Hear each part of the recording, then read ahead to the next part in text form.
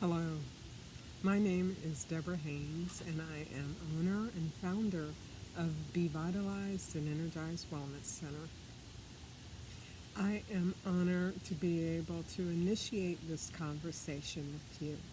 It's entitled Tame the Flame, and it has to do with learning techniques, practical, inexpensive techniques that will help you get inflammation under control and increase your well being for a lifetime.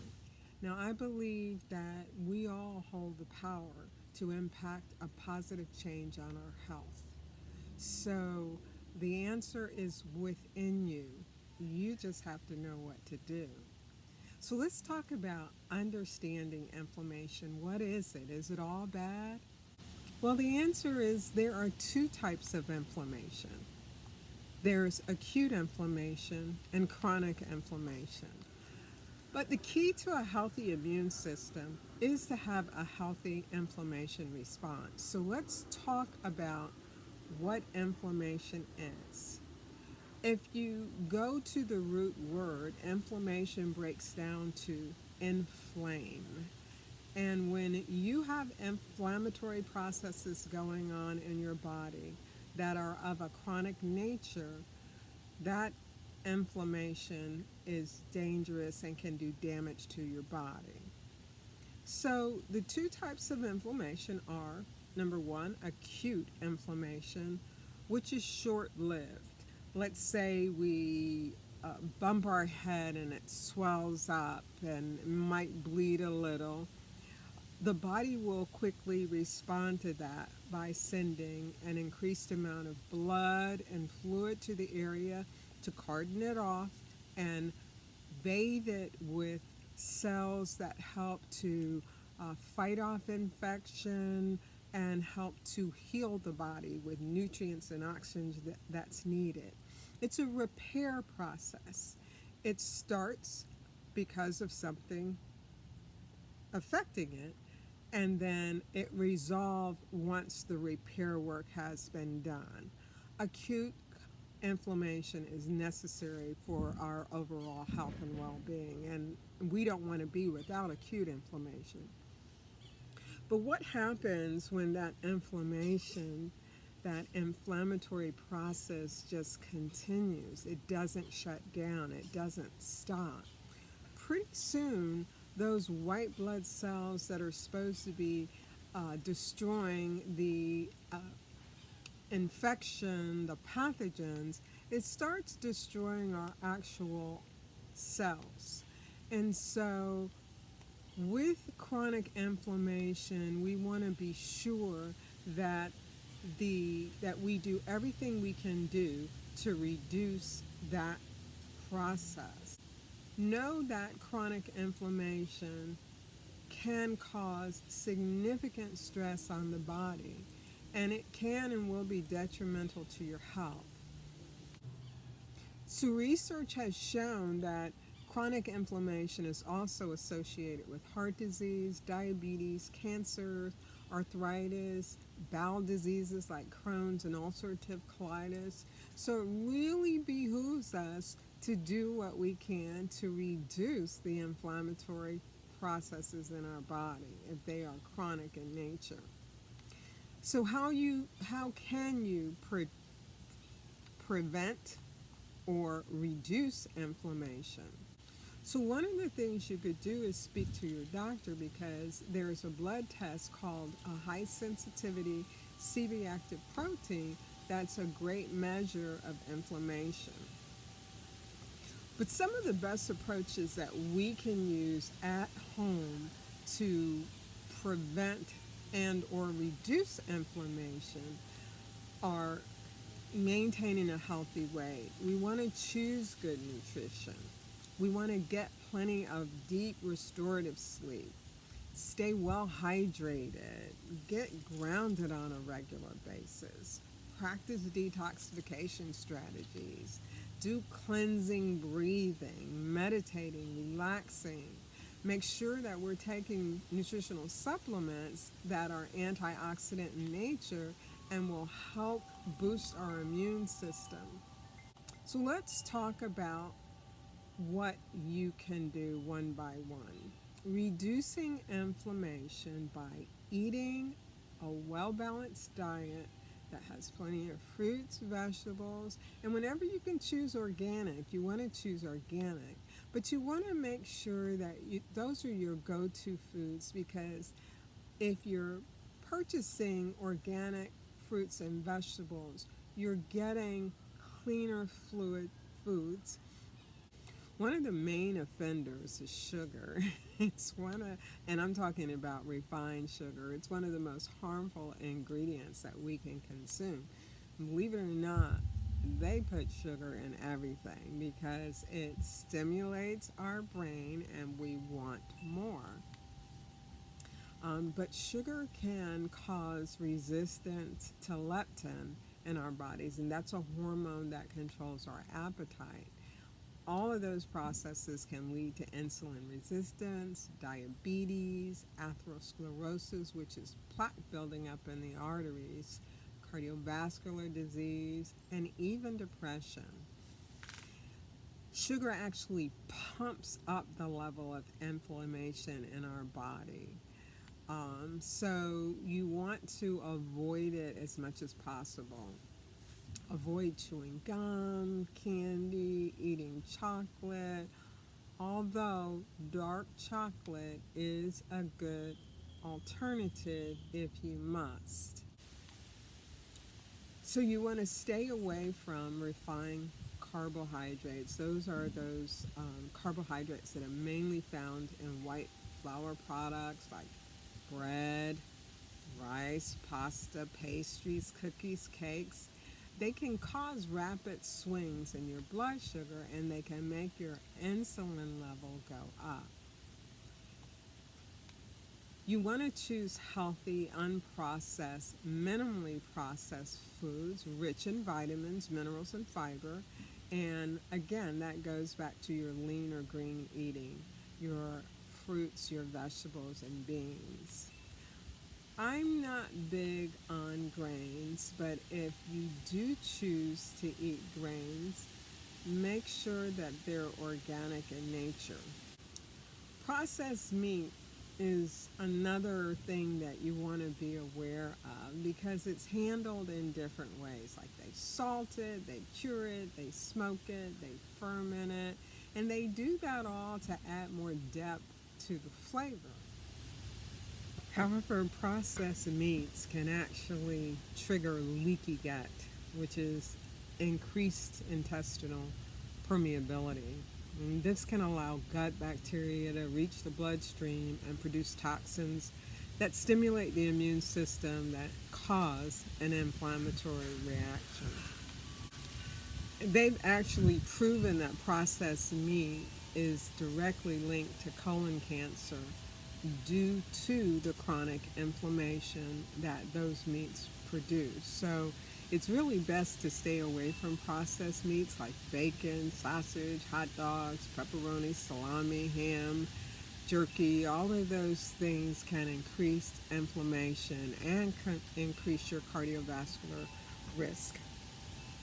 Try to get your protein from natural sources and clean meats and wild caught seafood. There are two types of seafood. There is wild caught seafood and there's farm raised seafood. Opt for the wild caught. Farm raised seafood is not a good option. And then we come to the subject of milk. Um, Cow's milk is really meant to provide optimal nutrition to baby cows. And they've also found that consumption of milk will increase the risk of various cancers. So some healthier alternatives might include coconut milk, which is anti-inflammatory, almond milk, hemp milk, and organic oat milk. When it comes to soy milk, please consider that soy products that come from an unfermented source can actually be hormonal disruptors. So really be cautious choosing soy milk or anything with soy in it. So, some of the cheeses, particularly the soft cheeses, can contribute to inflammation. So, many of us are addicted to cheese. Choose the hard cheeses instead of the softer ones. So, with regards to eating, some things to help reduce inflammation include cutting out fruit juices, sodas, and sweet drinks. And I'm going to tell you, that's non negotiable. You'll start feeling better when you remove those products from your pantry and your diet. Physical activity is always a good thing. Try to get about 10 to 15 minutes. If you can't do it every day, try to do it at least 3 days a week. It doesn't have to be anything spectacular, but a 30-minute walk at varying paces will help really get your blood pumping and help with better cardiac conditioning. You also want to be mindful of timing your meals. Intermittent fasting is a great and a very effective way to not only decrease weight and lower cholesterol, especially your bad cholesterol, but it's also going to help relax the body, de-stress the body, bring cortisol levels down, and help reduce inflammation in your body. Intermittent fasting is accomplished by limiting your eating through that window of time, let's say 8 to 12 hours, and then for the remaining time, be in a fasting state. I like to leave about 10 to 14 hours worth of fasting, and if you do that regularly, you're going to notice not only does your inflammation decrease, but also some of your blood tests will improve. Cholesterol levels will go down, bad cholesterol levels will go down, and good cholesterol levels will go up. It's also a good thing to do journaling because you should be able to recognize the things that cause you discomfort in your gut, as well as the things that make you feel more energized and vital. So remember to exercise and get some movement, and of course, you want to check with your physician to see if you can begin an exercise program. But again, it doesn't have to be a whole lot. Just do something, just move. You can dance, you can walk, you can skip. The other thing is something that's very near and dear to my heart, and that is stress. And I'm talking about chronic stress. I'm talking about the stress that you wake up with, that you go to sleep with, and even the stress that you don't even know you have. Hormonal imbalances, infection going on that we're not aware of, just emotional upheavals. All of those things can cause stress, which can cause inflammation and does cause inflammation. That saying that stress kills is not a euphemism. It's not a euphemism. It's actually real. It will impact our emotional and physical well-being and potentially lead us to some serious health problems. Let's talk a little bit about elimination and detoxification. Toxins can put a tremendous amount of stress on the body, causing huge inflammation and disease. It actually can kill us. So, as much as you can, seek ways to have better elimination, increase fiber in your diet, consider drinking a warm tea at night with a tablespoon or so of coconut oil in there, and just start training and healing your gut so things move in and out as they should. But just keep in mind, whenever you are deliberately, intentionally going through any kind of a detox program, remember those toxins are released into the blood. And from the time they're released out of the cell into the blood till the time they are eliminated from your body, you really have to um, make sure that you're doing everything you can to flush them through. You're going to most likely, depending on how toxic you are, have detox symptoms. They might include fatigue, headache, joint pain, acne, your face might break out, you might have crampings, muscle spasms, and sometimes even nausea. Remember, the key to facilitating effective detoxification is by drinking plenty of water and opening up your detox pathways. That brings us to water. How many of us are drinking enough water? Remember, water is a critical element in any program to reduce inflammation and facilitate detoxification and weight loss. So make sure you're drinking about one half your body weight in ounces. With regards to sleep, sleep is another factor that can impact inflammation positively or negatively. Did you know that studies have found that sleeping less than 6 hours per night on a regular basis has been shown to increase obesity, diabetes, heart disease, cancer, and dementia? This is because when we go to sleep, we go through cycles of sleep, from wakefulness to light sleep to REM to delta. Delta is the slow wave sleep. That's when your brain is pulsing at its slowest. The body is perfectly still in the bed. You're not talking, you're not moving, but inside your body is going through processes that help rebalance your immune system, that help boost your glandular system, that helps with DNA repair. And one thing that I really think is important nowadays is it helps your brain undergo detoxification.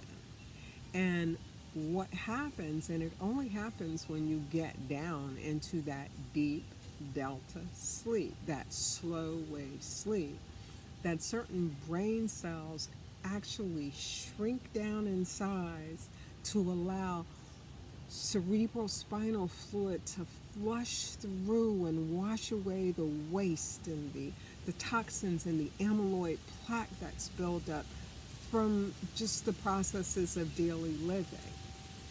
When you start waking up and you come out of delta sleep, those same cells swell back up again. But your brain is clear, you feel alert, awake, and ready to face the day.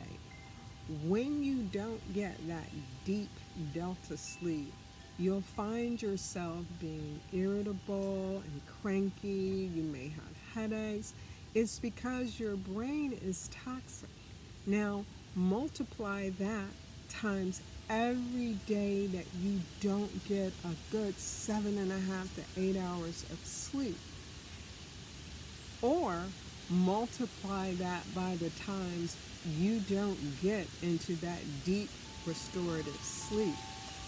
And then you'll know how you can increase your risk for dementia and other neurological diseases. So I'm really a big advocate of getting deep delta sleep. We can breathe. We can just practice breathing exercises. It doesn't take a lot of time. You just set aside just a few minutes a day, 2 to 3 to 5 minutes a day, to go somewhere, be quiet, and focus on your breathing. If 5 minutes feels too long, just start with 2 minutes. Practice it multiple times a day. You know, I'll never forget, I had a lady come in who was highly, highly stressed. And I asked her if she would consider just taking time to find a nice quiet spot, just close her eyes and just focus on her breathing for a few minutes a day. And she told me, I don't have time to do that. And I thought to myself, she was basically saying that she doesn't have time to breathe. Well, guess what? Stop breathing, stop living. It's worth paying attention to. So you want to practice it multiple times a day. Take time to breathe. Whenever you make that choice to really impact your body in a positive way and reduce inflammation, some of the things you want to do are eat nutritious foods, lean and green, eat organic when you can. Every day of the week, make sure that you're getting fresh air and sunshine whenever possible. Practice grounding. Go somewhere, put your feet on the ground. Go out in nature, stand in the trees. It's going to be a little bit more difficult as the weather changes, but there are things like grounding mats. I know a fabulous grounding mat that will help you keep you grounded indoors or outdoors. Make sure that you're doing something. Walk, dance, exercise at least 10 minutes 47 days out of the week. Practice your breathing. Allow yourself at least 8 hours to get to sleep. And if you're interested in learning more about sleep hygiene, some things that you can do to improve your sleep and give yourself that deep restorative sleep, please reach out to me, and I am happy to provide you with that information, as well as the information that we've gone through today. Make sure that you're drinking clean, purified water. Do it from a glass container, because water sitting in plastics will leach out some toxic things that again can cause inflammation in your body. Make sure that you try to drink half your body weight in ounces every day. Make sure that you're having bowel movements on a daily basis. In conclusion, I just want to say I thank you for listening. I hope that the information that has been shared here, there will be pearls that you can pick up from and share with your family as well. If you ever need to contact me, the name of my center is Be Vitalized and Energized Wellness Center. The address, the website, is bevitalizedandenergized.com. The office phone number is 770-676-6177. I look forward to having a conversation with you soon, and continued good health. So I used to refer to what I do as preventive medicine. I've changed that to life-giving living. So let's choose a style of living that is life-giving. Have a great journey and be well.